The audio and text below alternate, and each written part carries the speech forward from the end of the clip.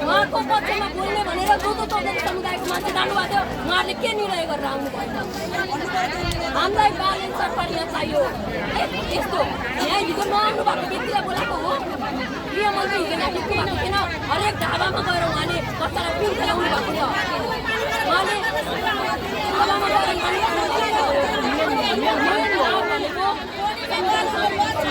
कानुन चेन्ज गर्नु पर्यो बलात्कार जुन 16 वर्षको बालकको बलात्कार गरेको छ जुन तरिकाले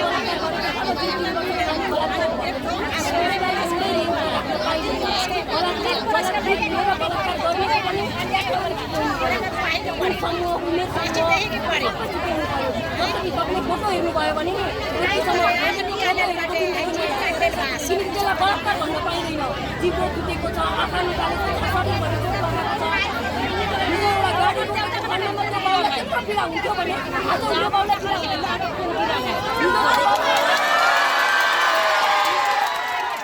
पीडा भएर बोलेको हामीले सिंहदरबार आगो लगाइदिन्छु भन्दाखेरि जुनसुकै पार्टीका होस् हामीले के भनेर चित्त बुझाएका थियौँ बिचरा बच्चा मऱ्यो त्यति पीडा चाहिँ बाउलाई हुँदैन हामी बुझेका थियौँ तर आज यो बाउको पीडा नबुझे सामाजिक सञ्जालको न्युज अनुसार हामीले थाहा पाएको सामाजिक सञ्जालको न्युज अनुसार